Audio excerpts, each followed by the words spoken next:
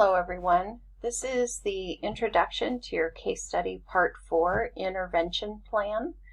There's a lot of details and parts to this assignment, and we wanted to give you an exemplar that may guide you through the process. So this assignment follows your completed IEP for your chosen student, and now you're going to determine how you will implement the IEP, which in this case boils down to work on the necessary skills that were identified in the IEP. Using the goals and objectives that you wrote, you're going to now come up with a plan for how and when those skills will be worked on throughout the student's day. So the three major parts of this assignment are developing the case student's intervention plan, and that's in the form of a matrix, and I'll show you an example of that. And the matrix covers the daily schedule for a student and how the IEP goals will be addressed in each of the settings throughout the day. Then you're going to write 2 lesson plans, one for each IEP goal that you wrote in case study part 3. And there's a lesson plan format that you'll use. Go through that one question at a time and answer those questions. That'll get you through that.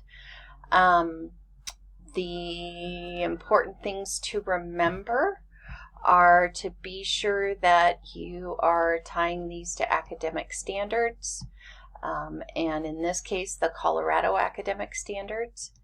You are including any accommodations for the student, and you're using evidence-based strategies in your lessons. The What Works Clearinghouse is a good place to start when you're searching for specific evidence-based strategies, and then you can go from there searching Teachers Pay Teachers or Scholastic or any other number of education websites that give you an idea of how to use those in an actual lesson and what materials to use. And that's entirely appropriate to do that. And finally, you're writing a 1 to 2 page rationale for why you chose those specific strategies. Usually it's because you believe the age level and ability level of the student you're working with will find those motivating, and or they've been shown to be effective with students with this disability, any number of reasons there. And this is where we've given you the link to the What Works Clearinghouse, and you will find 3 references for your lesson plans to support the choices that you've made in terms of materials or processes and strategies. All right, so let's look at an example. Here's an example of the matrix. So this is part 1 of the 3 parts that are due for this assignment. Here you want to copy the actual SMART goals that you wrote in the IEP, and then you'll put objectives below these and or more the other SMART goal. Then you're considering, these are the different settings that occur throughout the day. If your schedule is different, you can change the headings there to include the different parts of the school day. But you're looking at the SMART goal and thoughtfully considering all the different ways that that goal can be worked on throughout the school day. And you'll notice the exemplar that we've chosen here gives ways in every single setting throughout the day that it can be worked on. And this is a counting goal. And my favorite is lunchtime. They can even work on it there. You can walk by, say hello to Johnny, and hey Johnny, how many crackers are in that bag, while you're checking on students during lunch or having lunch with them.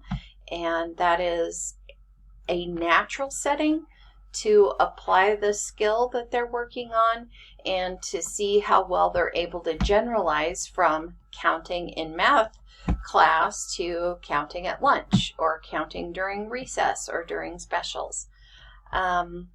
One other thought is most of the time the best practices in special ed can apply to any student. And so these are things that this thoughtful planning ahead of time are things that you can use when you're collaborating with gen ed teachers and working together to work on not only your students' goals, but the lesson objectives for the entire class. And this will make it easier to collaborate with gen ed teachers in that area. Okay, so that's the matrix piece. And now on to the lesson plan piece. Here we go, lesson preparation. So this is the format that we provided for you that you're going to fill in. And it is a lot of information. You'll notice for 2 lesson plans, it's 7 pages. And part of that is because this example has included pictures of what they would actually be doing or the games or materials.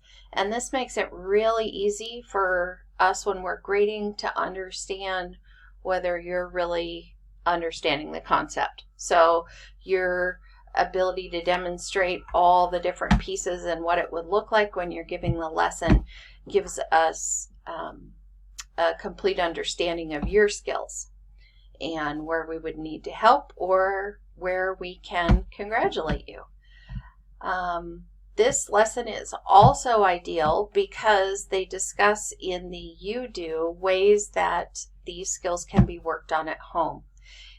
This choice board is an excellent idea, but working with parents to again be able to work on the skills in natural settings while they're interacting as part of their normal routine with their child are excellent ways to work on the goals and also to get data about how things are going. The other piece, again, there's copies of the pictures of the lesson and the expectations. The other piece is in this assessing section. You're going to come up with 3 high-level questions from Bloom's taxonomy and 3 low-level, and you're going to write them as if you're asking the student those questions. This helps you prepare ahead of time for anything that might happen in the lesson. Your student may come in after having a bad night's sleep or a bad morning, and you need to be able to have some flexibility in how you address the lesson and how you interact with the student. And planning with this detail prepares you for those moments. And the other pieces here that are a big deal. You can include YouTube videos for how you're opening lessons or parts of lessons. And be sure that you're including the accommodations that you wrote on your IEP for this student.